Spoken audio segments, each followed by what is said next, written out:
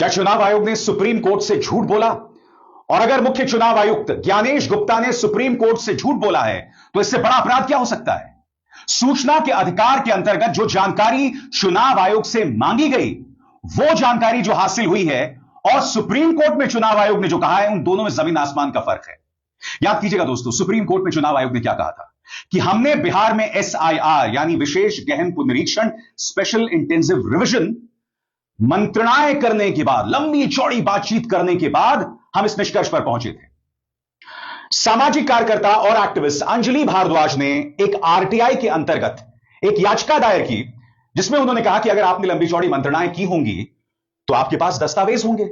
आप जानते हैं चुनाव आयोग ने उन्हें जवाब में क्या कहा कि ऐसे कोई दस्तावेज मौजूद नहीं है। मैं फिर आपसे सवाल पूछना चाहता हूं। ज्ञानेश गुप्ता राहुल गांधी से कहते हैं कि साहब एफिडेविट दो, आपने जो भी दावे किए। ज्ञानेश गुप्ता यही एफिडेविट की मांग अनुराग ठाकुर से नहीं करते हैं। अब जो बात आपने सुप्रीम कोर्ट में कही, उसके बिल्कुल उलट RTI के अंतर्गत सामने उभर कर आ रही है। मैं फिर इस देश की जनता से पूछना चाहता हूं, अगर राहुल गांधी ये कहते हैं चुनाव आयोग चोर है, अगर वो प्रधानमंत्री नरेंद्र मोदी के बारे में ये नारे लगवाते हैं कि वोट चोर गद्दी छोड़, तो उसकी जमीन और उसके कारण तो खुद चुनाव आयोग दे रहा है। मैं फिर पूछना चाहता हूं मुख्य चुनाव आयुक्त ज्ञानेश गुप्ता से, अंजलि भारद्वाज ने यह जो RTI दाखिल की है, चुनाव आयोग ने यह जानकारी क्यों दी है?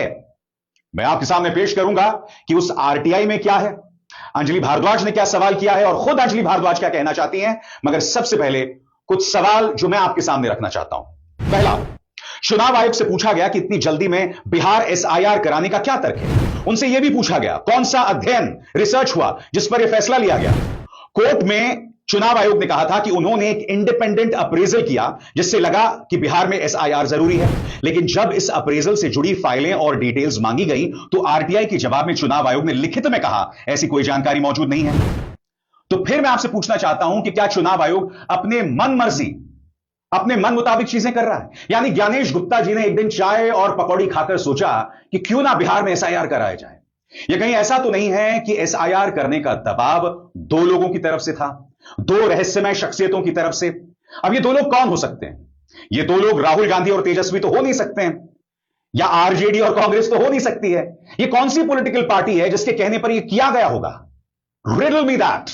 बताइए साहब, इस रहस्य का क्या जवाब है? और सबसे बड़ी बात मैं सुप्रीम कोर्ट से पूछना चाहता हूं, आपके सामने अंजलि भारद्वाज के इस RTI ने दूध का दूध और पानी का पानी कर दिया है। क्या सुप्रीम कोर्ट अब भी खामोश रहेगा? मैं फिर पूछना चाहता हूं, आपने दावा किया था सुप्रीम कोर्ट में कि हमने मंत्रणाएं की, लंबी चौड़ी मंत्रणाएं की, अब आपके पास दस्तावेज नहीं है। एक सीधा और सरल सवाल, हो सकता है मैं गलत हूं, क्या यह अदालत की अवमानना है? क्योंकि जाहिर सी बात है, अगर आप अदालत में गलत बयानी कर रहे हैं, झूठ शब्द का इस्तेमाल मैं नहीं करना चाहता हूं, मगर अगर आप गलत बयानी कर रहे हैं तो वो अवमानना के दायरे में आ ही जाता है। अंजलि भारद्वाज का बयान क्या कहता है आपकी स्क्रीन पर? चौंकाने वाले जवाब दिए हैं चुनाव आयोग ने RTI में। कोई फाइल ही नहीं है पूरे देश में स्पेशल इंटेंसिव रिवीजन कराने का फैसला कैसे लिया गया और ECI यानी चुनाव आयोग ने इसे कैसे मंजूरी दी। जिस इंडिपेंडेंट अप्रेजल का हवाला चुनाव आयोग ने अपने हलफनामे में दिया था, उसका कोई रिकॉर्ड ही नहीं है। जब बिहार की 2003 की वोटर लिस्ट रिवीजन के आदेश, गाइडलाइंस मांगे गए तो चुनाव आयोग ने 2025 का ऑर्डर थमा दिया।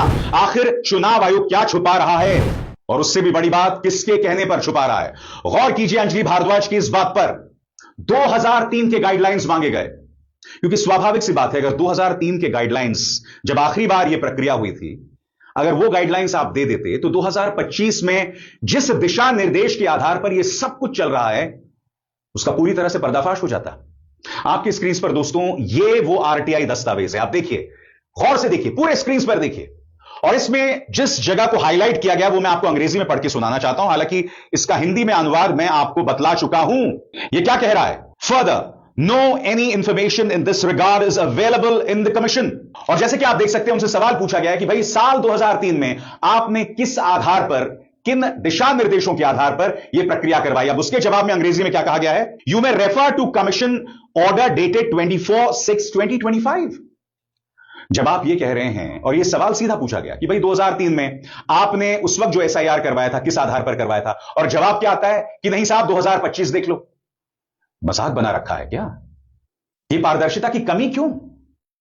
और याद कीजिएगा, ज्ञानेश गुप्ता के क्या तेवर थे, किस तरह से राहुल गांधी पर प्रहार किया था। फिर से सुना जाए। सबसे बड़ी मतदाता सूची हमारे पास है, लगभग 90 करोड़ से 100 करोड़ के बीच में। सबसे बड़ी मतदाता सूची, सबसे बड़े चुनाव कर्मियों की फौज, सबसे ज्यादा मतदान करने वाले लोगों की संख्या, और इन सब के समक्ष, सारे मीडिया के समक्ष ये कहना कि अगर मतदाता सूची में आपका नाम एक बार और है तो आपने 2 बार मतदान किया होगा और कानूनी अपराध किया होगा, और मेरे सारे मतदाताओं को अपराधी बनाना और चुनाव आयोग शांत रहे, संभव नहीं।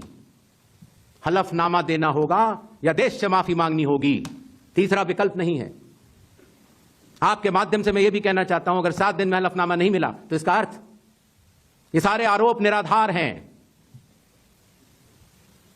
और हमारे मतदाताओं को यह कहना कि वो फर्जी हैं, इसके ऊपर जो भी इस बात को बोल रहा है उसको माफी मांगनी चाहिए। अब ऐसे में मुझे बताइए, जब राहुल गांधी कहते हैं चुनाव आयोग वोट चोर है और अब तक चुनाव आयोग ने उसे अदालत में चुनौती नहीं दी है, मैं फिर आपसे पूछना चाहता हूं, यह आरटीआई उसकी जमीन तैयार करती है या नहीं करती है?